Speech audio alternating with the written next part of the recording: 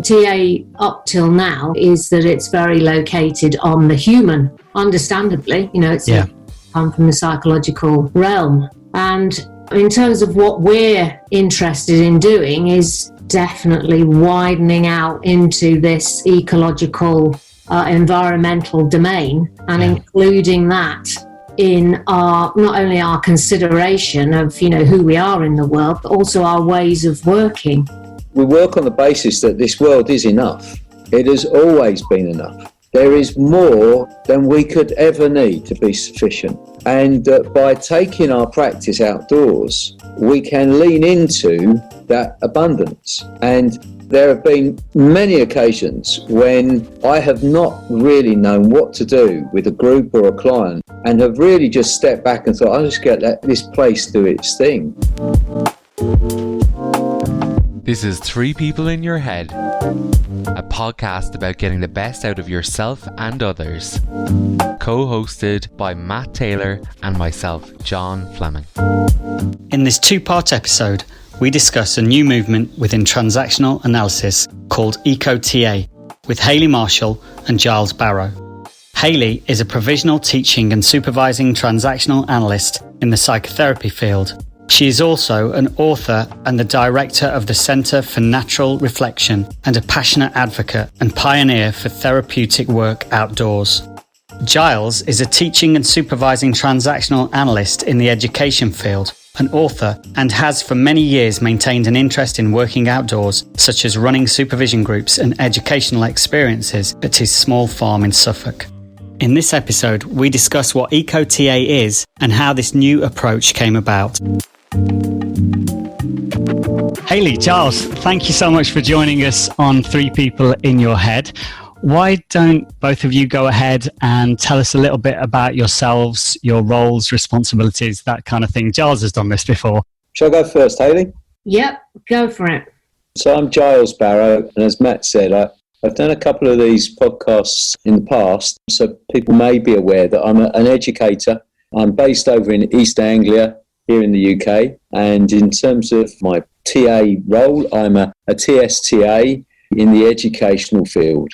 I'm Hayley Marshall, and unlike Giles, I've not done this before. This is my first ever podcast, momentous for me, and I'm a PTSTA psychotherapist. I'm based in the Peak District in the UK, and most of my practice is based out here. So that's me.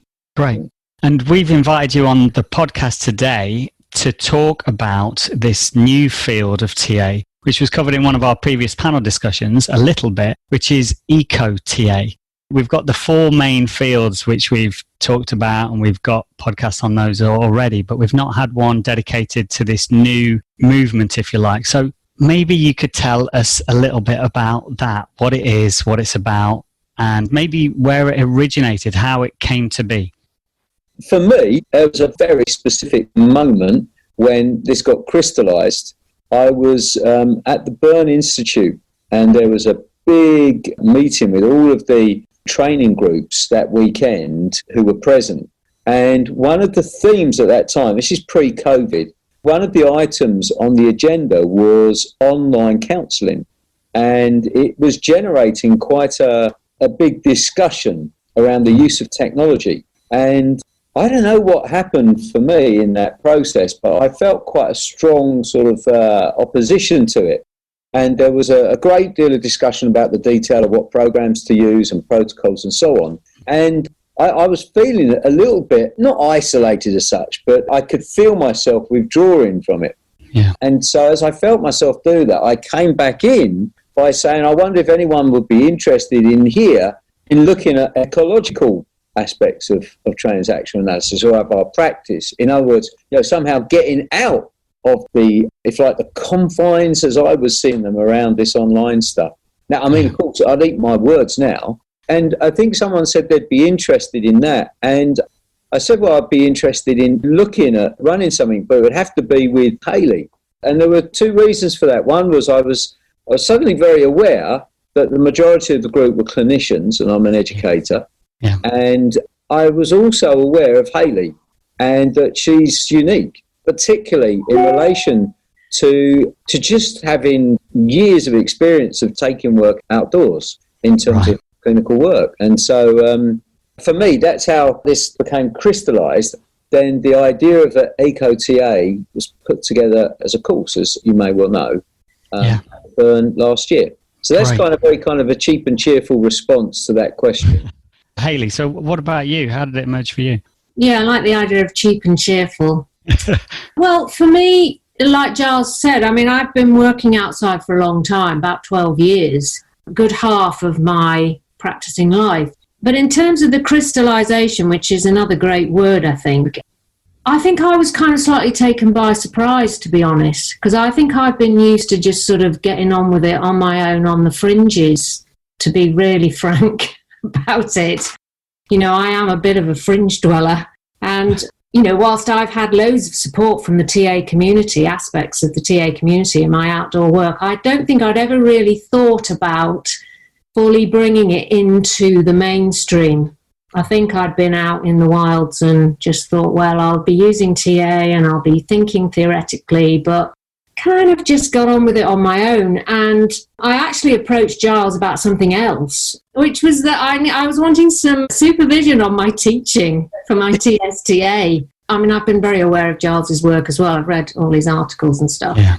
So I thought, he'll be great. You know, I'll get some great supervision. And so I was thinking about that. And then I contacted him. And then I got an email back that just said, basically, what about EcoTA? And I thought, oh, yeah, let's do that. So what I want to ask is, what is EcoTA? How do you define it? You know, for me, it's an approach, EcoTA. I mean, it's a sensibility. So it's about providing a frame for understanding, you know, the human and the more than human experience. So essentially, in terms of TA, it's widening the circles. Right. And TA up till now, this is my experience of it and my reading of it, is that it's very located on the human, understandably. You know, it's come from the psychological realm. And in terms of what we're interested in doing is definitely widening out into this ecological environmental domain and including that in our, not only our consideration of, you know, who we are in the world, but also our ways of working, so that we work from an ecological space rather than just either particularly a psychological one in my case. Yeah. And that's, you know, that's quite a major shift, I think, for TA. Great. You know, lots involved in it. But that, I mean, that's kind of a short sort of pocket answer from my perspective. I mean, Giles might have more to add in. See, when I first heard the term, I thought, oh, is this about looking after the environment? Is this about taking care of what is going on in the planet? And then obviously TA being about who we are as people, I thought it's got to be more about how we're influenced in our context. Can you explain maybe more the kind of thing that you would teach on an EcoTA course? Firstly, I think quite a strong response there, Matt, which is that I sort of bridle a bit about the possibility of this being seen as being about the environment and about saving the environment. Yeah.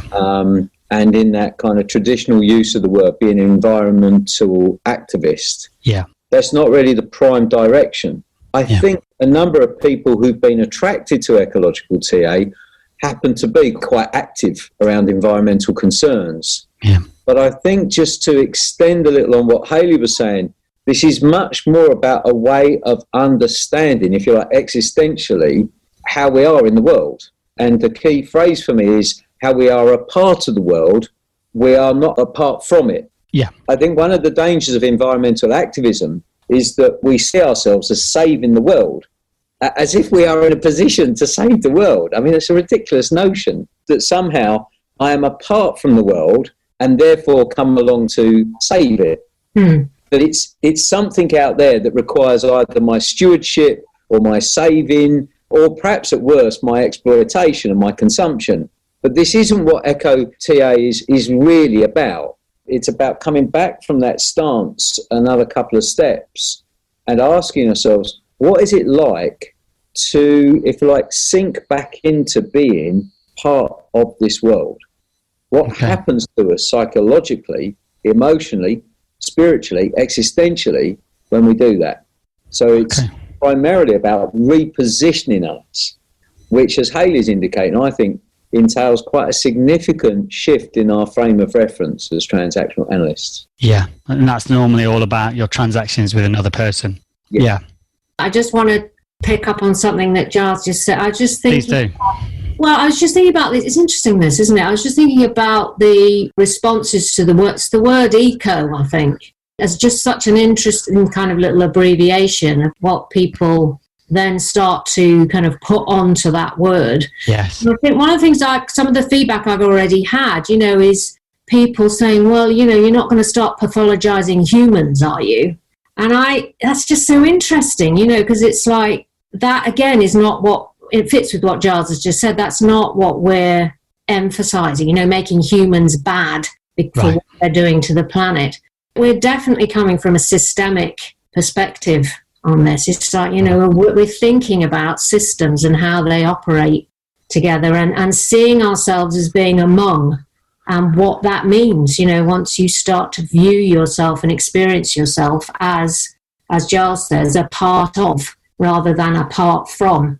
We definitely have overlaps, I think, into the green movement and the eco-psychology world. And, once you go outside, basically, and get into the ecological, you meet some very interesting people and have wonderful conversations, which is... Yeah.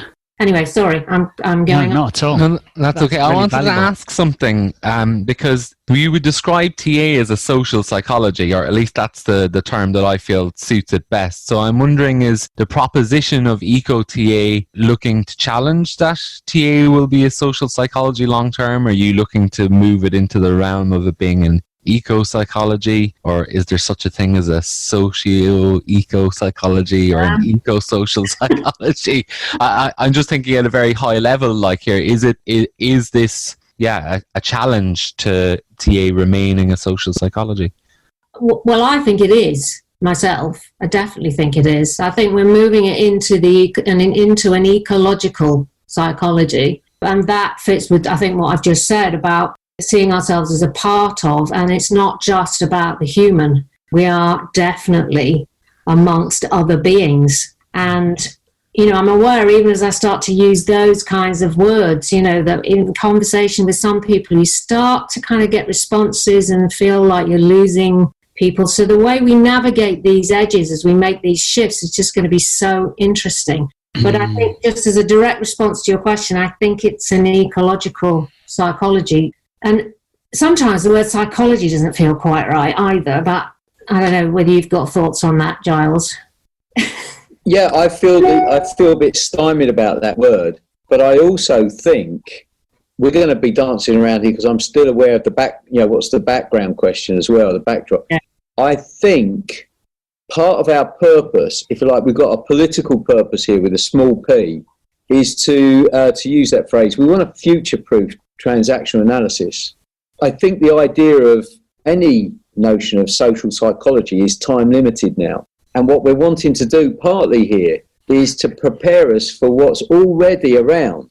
I mean, we're playing catch up a little bit within the TA community because there are large swathes of psychological movements that are already tapping into, ecotherapy, eco-psychology, holistic education. It's not very present within the TA community.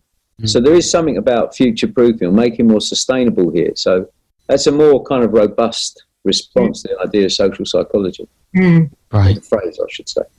Okay. And so what's the kind of stuff that you teach on the Eco-TA course then that would be different? Who goes first on this one? I can see the editing's going to be cutting out these. Yeah, don't worry. We've not answered your last question either. That's what I'm thinking, That's okay. Ignore that then. Let's go back to the backstory then. So tell me more about the backstory. Shall I go? Yeah. It was John who interrupted that, wasn't it? Yeah. I think I managed to interrupt myself. Which, yeah. Well, for me, I think about 12 years into being a psychotherapist, lots of my outdoor trainees have heard this story. But I just it sort of felt like I woke up one morning, it was one of those sort of stories really, and just thought, I can't sit in this chair for the rest of my working life because I think I will actually go mad. And it felt like a very real thing. It's like I've got to keep, I think for me it was that I wasn't moving around. Yeah. That was actually one of the main motivators. It's like I cannot sit still. That was number one. Number two, I was working with a lot of very long-term clients, many of whom I felt both of us were running aground in the therapy and not able to really access what I would describe as kind of deeper material through the verbal. Yeah. And, you know, you could say, well, why didn't I just go off and do a bodywork course, you know, which that would be one route. But I was passionate about the outdoors and I was a very, very keen walker. You know, I know the hills around here really well because I've been out solo walking over all of them, really. So there's plenty of scope here. And as ever with therapists, we like to go digging around in our past. And there's plenty of good, juicy seeds in my past for actually ending up doing this. I was brought up on a farm. I had a quite complicated relationship with my farming father. And there's lots of things located for me in the outdoors. I then thought I've got to start looking for something that might meet these varying channels really in me. And I went on the internet and found something called a wilderness immersion up on Skye. And I thought I've got to go and do that. Great. So I just drove, 9 hours and met a load of people in a car park that I'd never met before. And we just set off on this journey to a clearance village on Skye via kayak. I'd never been in a kayak in my life. It was just a total, it was a rite of passage, and we use that as a structure in our work. And it's like I left the known behind and I headed off out, quite literally.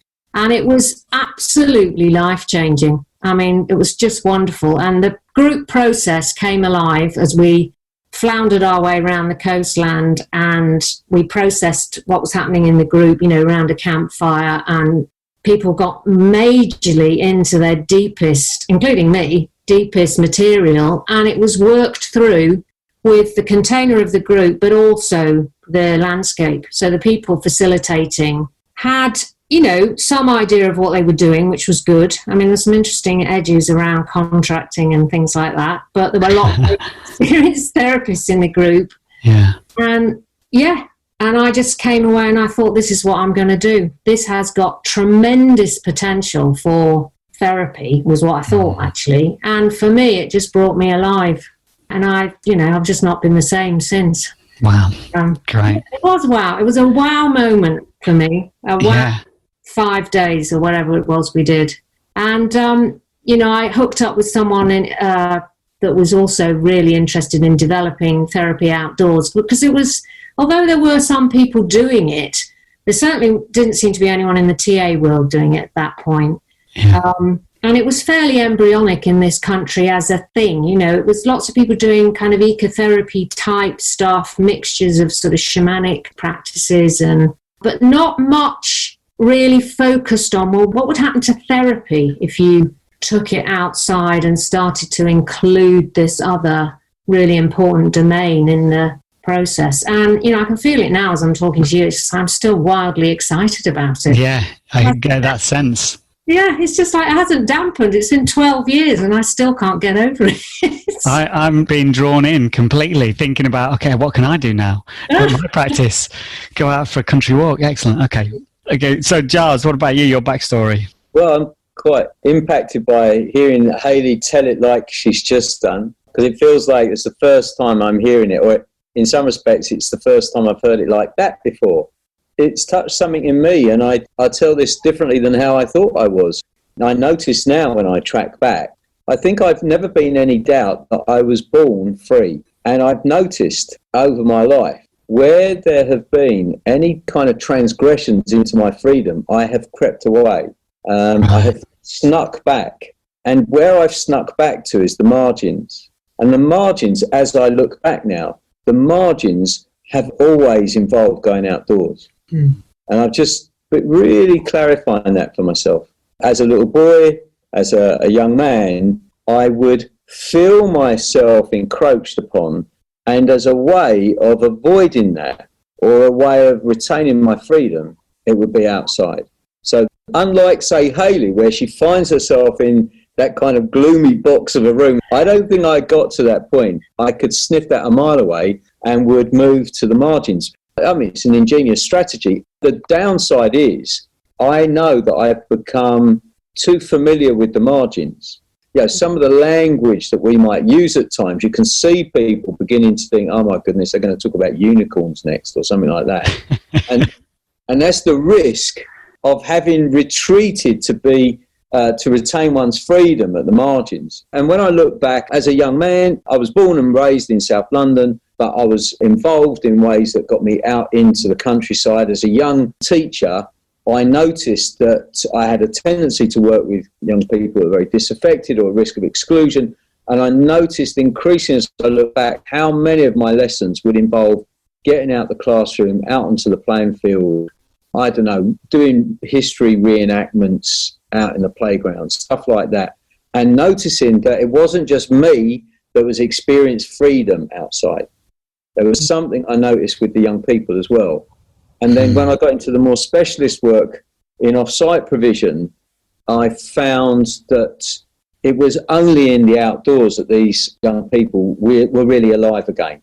They too had to close down and hide, and some of them couldn't hide as well as I could, and that they were consequently really rebellious and disruptive and so on. I was much more subtle at that. You know, I was a pain, but I never caused the kind of disruption they did to lead to exclusion and stuff. And I noticed that in the hills, they really became integrated. And so, there's a whole tradition of experiential learning that people, might be familiar with, which invariably involves, head, heart and hands and the outdoors. But I think more recently, and I think this is since leaving London and becoming involved, in small-scale farming, something has shifted in me in terms of how powerfully I'm understanding what goes on outside now. And that the outside isn't simply a pretty backdrop where you do indoor work. It is, in a sense, a world of its own, with an agency of its own that has its way with you. And now, having an education experience outside for me, and I'm going to use that phrase again, there is nothing like letting nature have its way with you to create a powerful educational experience. Now, my challenge, and I think this is really pertinent to right now and the work with Hayley, to no longer stay at the margins. Right. Another phrase, not to make a marginal life out of a marginal experience. Given what I've said, you might appreciate it's quite a personal challenge as well as a professional and theoretical challenge as well. I am finding myself feeling enlivened by it as I think back to my childhood and how we would escape. I lived on the edge of a town, industrial town, and as kids we'd get on our bikes and we'd just disappear for the day and go and find a stream, a brook, and build dens. And as you talk about the agency of being outside, I thought, wow, yeah. And it's really inspiring that consideration to bring that on board fully. That is an exciting prospect. Yeah, I mean, it's the descriptions of finding freedom and going out to find all sorts of things, actually, like solace, regulation, escape, retreat. There are just such interesting spaces to be in with people when they've been important spaces to people in there, so we get into the whole realm of script and how people have actually used nature. I mean, that's a sort of, in eco circles, it's an unfashionable way of talking about it, but it's true. It's like human beings have always done that. And it was a huge feature of my childhood, was going out. And I mean, I was walking up the farm track when I was 2. My fantasy is trying to get away, but I don't know if that was actually In the course then, the EcoTA course that you've started, what does that involve? What's the curriculum? I just want to respond to your excitement, Matt. And I want to say that in the work of the course that we ran with the Burn, as people may well know, halfway through it, COVID struck. And so what began as live in the room switched very, very quickly to online work. And within the first day of doing that online, as lockdown was kind of happening during that workshop, I remember thinking, this is the only work worth doing. Really? So when you say it's exciting, for me, it's more core than just exciting. There's nothing else worth doing in this time, in this place, on this planet right now. And that's what it felt like then. And it still feels like that for me. It's compelling, I think. Yeah. I don't know. Hayley, do you want to launch into the show? Do you have a question, John? Yeah, before we go into the curriculum thing, sorry, I know you're going to have to edit this again, Matt, sorry. Yeah, that's all right. But No worries. because of you talking about the deep impact, what I'm wondering is, do you or Hayley have any stories of working outdoors where you've seen that actually happen, you know, where you're working with someone educationally or therapeutically? I appreciate the sensitivity, Hayley, around talking about client confidentiality, which maybe isn't as high for the educational field, but I think people find it really useful to connect to contextual examples of what the impact of working outdoors with somebody, and maybe where you've identified this wouldn't have happened or this wouldn't have come about if we'd stayed inside. Yeah, there are lots of examples for me in terms of, I mean, I suppose I could talk in general terms, in terms of people connecting on a deeply embodied level with their process live outside. I mean, that's one of the features of, you know, outdoor psychotherapy, if you like. It's just someone starts to live their process, but not just with you, with the natural world around them, depending on where you work. I mean, some outdoor therapists are working in an urban environment, you know, so that's still classed as ecological work in my book. For me, it's more that the process is alive and the person is living it and you are living it with them. So there's lots of implications in terms of countertransference and, you know, getting inside someone's world. Quite literally, you are walking around in it with them. But the additional bit of it, which I don't think happens quite in the same way in a room, because of course you could say, well, that does come alive in the room between you and the client. You know, we talk about this, you know, in training, and the sense that the transference, you know, reveals the core material and all those beautiful. I'm going to have to ask you to just briefly explain what you mean by that, if you could, to what transference and countertransference is. So, I mean, just a very potted description is how past comes alive in the present. So it's like if I'm walking around with you outside, I could begin to place my father's head upon you, and it feels like I'm walking around with my dad outside, and then I then go into some place inside of me that could be that child from, in my case, eons of years ago. Thank you. Yeah, so that's just a very kind of loose description of it. Yeah.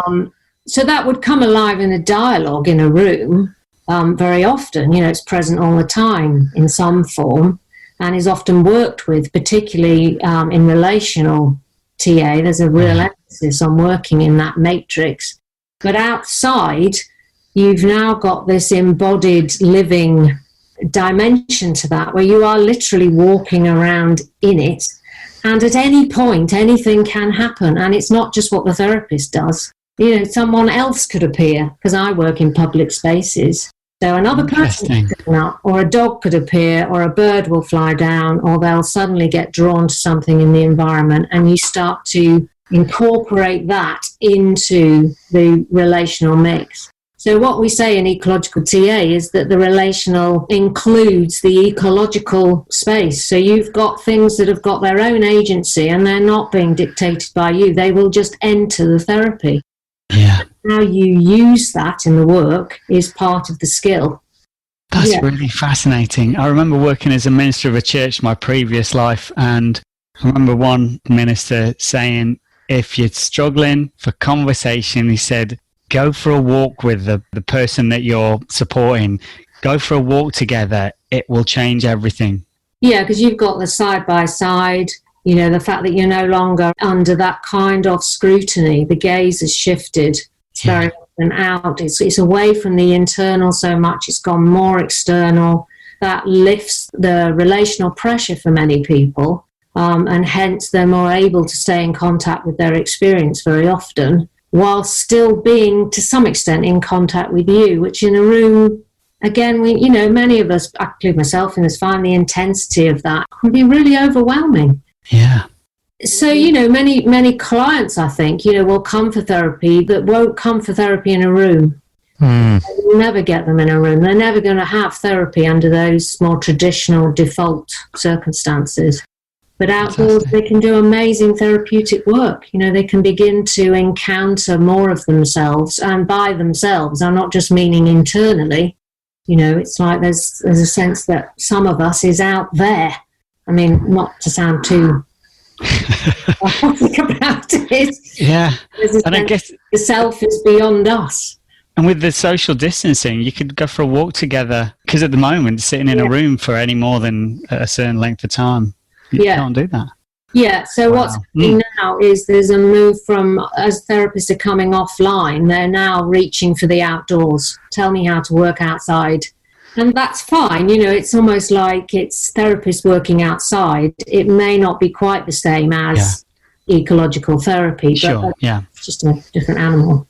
Yeah, I don't want to necessarily come up with a case study or something, but to just extend a little from what Hayley said is educationally, it reminds us of just how abundant the world is. That's the other reason for taking work outdoors. One of the features in our program was to look at being resource, I should say. And when we're working indoors, we are really limiting ourselves as to where the process is resourced out of, which is, either out of the therapist's expertise and her process, or the transference that we've already spoken about and the history of the individual. There's a shed load more to play with if you go outdoors. And this leads to a more kind of meta perspective piece here, really, is that we work on the basis that this world is enough. It has always been enough. There is more than we could ever need to be sufficient. And by taking our practice outdoors, we can lean into that abundance. And I don't want to come across as being too flippant here, but there have been many occasions when I have not really known what to do with a group or a client and have really just stepped back and thought, I'll just let this place do its thing. And there's always more there than there is in me to resource a group. And there is always more there than there is in the group to resource the relational dynamic or whatever it is that's going on. And so I think that this approach that we're talking about has another dimension to it, which is about encouraging a reframe around scarcity and abundance for me. Okay. And there is something extraordinary about scarcity, about staying indoors. There's something about scare and scarcity about being indoors. And just to repeat something I said earlier, going outdoors isn't simply to have a prettier backdrop. Some of the walking and talking that we do becomes really enriching because of the capacity for the figurative, the metaphoric, if you like, contribution to our experience. The times where I've been maybe doing some supervision and my colleague, it's like the world has spoke to them in that moment through the way in which, a branch has moved or the appearance of a particular feature or a bend in the water or something or other. Firstly, it could never have happened in a room, but secondly, it could never have happened because of me. So there's also the other thing, which I think could be a bit of a challenge, is it puts the practitioner in their proper place. Which is? A bit of a challenge to the ego. Yeah. Teachers and therapists to some extent can be really seen as that strong parental figure. Yeah. And something which I'm particularly keen on is in terms of attachment, what we cleave to most, the attachment we cleave to most is to that of place, not person. Okay. Yeah. And it's so interesting, isn't it, that idea of, we go out and we encounter all sorts of different worlds, both within us and outside of us. And they're so rich, the way they all intersect in the work that's possible, depending on the practitioner, I think, really. But I love the idea of, it puts the practitioner in their place, because I think it does do something to that relationship. There's been lots of writing about the increased kind of mutuality and reciprocity.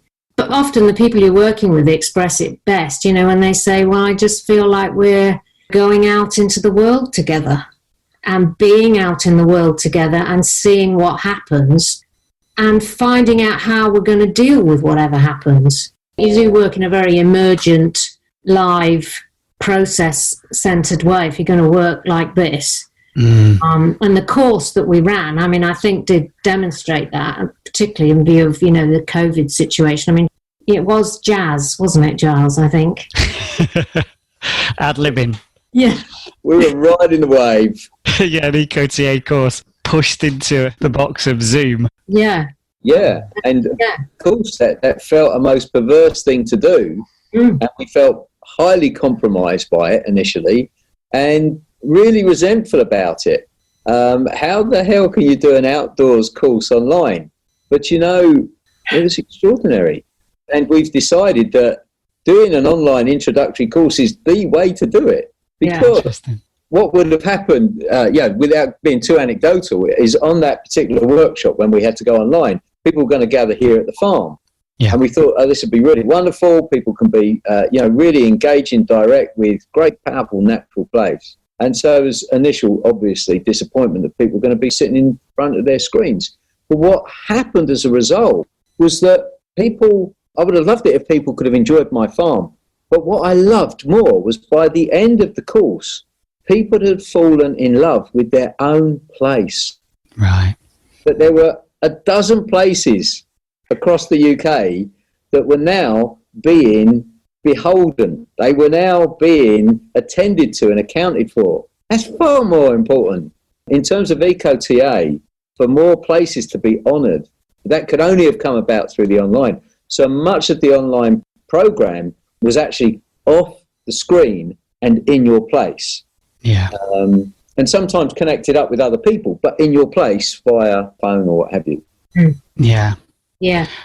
It's fascinating, isn't it? Because it is our tendency as people, I think, to focus in on whatever's presenting most clearly. We have a thing in the physio clinic. My wife's the lead physio. Is that my dog? I'm going to have to edit out. My wife's the lead physio. And when we have new... Don't edit. Got to keep the dog in. The beagle baying in the background.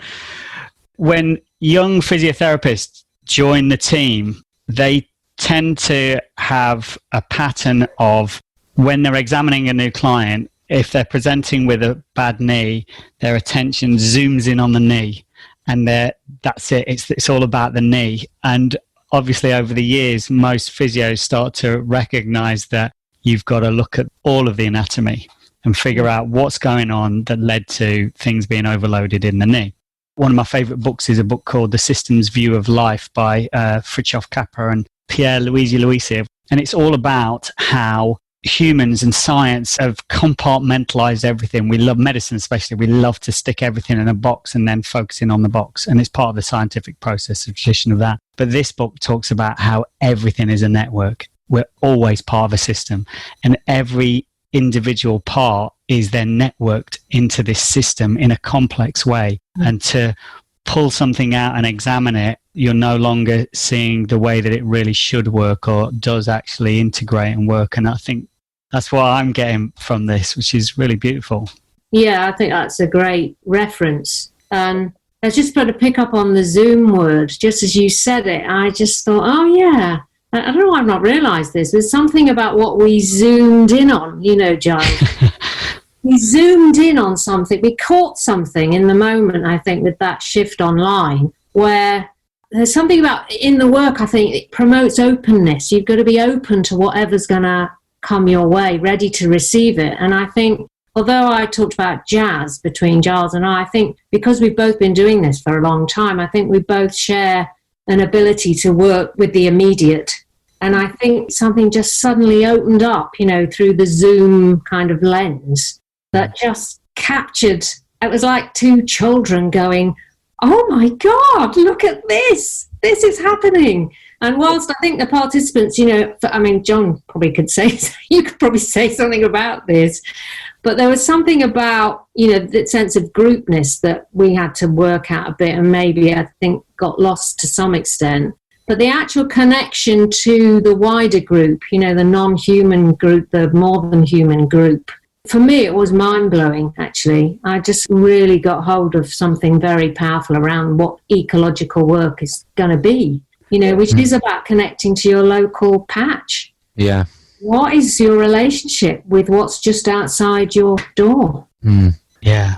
Yeah, there was a sense when we weren't together physically, for me, I can only speak for me, I don't know if this was the case for other people, that I felt more connected than when we were together physically, which was an interesting process of what came up. But I wanted to touch back off something you said a moment ago, Giles, about putting the practitioner in their rightful place. And it made me really think about co-creative TA and how what is happening between the client and the practitioner. In a sense, in eco-TA, it's kind of like a triad almost, really, isn't it? It's like the natural world or the ecosystem that you're in actually becomes a legitimate third-party equal contributor to the emerging process, which is really interesting because I hadn't thought about it like that before. It's not just that you're in it, it's an actual active contributor and takes a role, if you like. It's forming a role as part of the process. If I can just build on that a little bit more, John. So you referenced co-creative TA, which, for some listeners is where there's a sense that between two people, something relationally gets co-created that's quite unique and distinctive in that dynamic. And there's a whole range of literature and practice that focuses on the magic of what happens there between the practitioner and the client. Now, that was introduced by Graham Summers and Keith Tudor, and later, particularly in Tudor's work, and then by others too, there's a reference to homonymy. I want to hang around this a little bit because it links with what Matt was sharing earlier about connectedness, is that another feature of Eco-TA is an assumption that interconnectedness is a truth, if you like. It's just the way it is.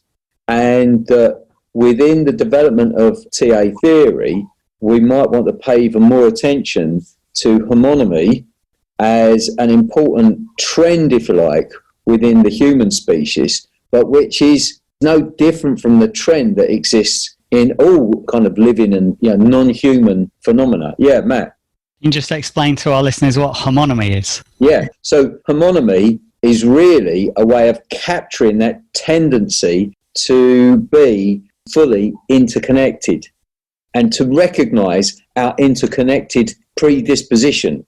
And in transactional analysis, we have been very clear that autonomy, self-realisation, realising human potential is the goal of transactional analysis. But the shadow side of that can be to ignore one's connectedness or indeed dependency on others.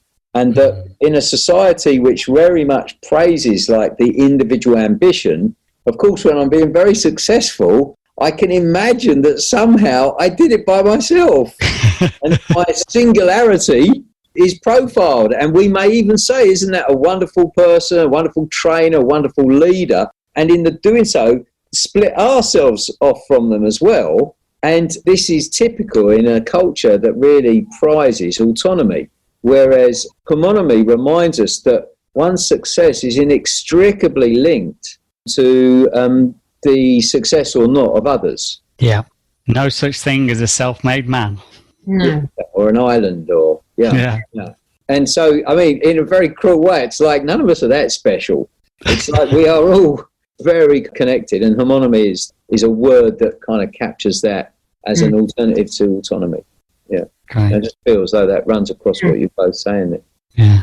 Yeah, it does. And I think the co-creative material in TA it certainly supported some of the work I've done in terms of the way I've thought about it. Keith Tudor, when I came back from Sky, he was pretty much the first person I went to and said, I found this thing, I want to do this thing. And he said, well, we better go outside and have supervision then, haven't we? So we went outside in a park in Sheffield, and instantly he didn't keep track of the time, and we ended up at the wrong end of the park, and he panicked and realised he had to be back. So we ended up doing supervision on a bus. Which was the first.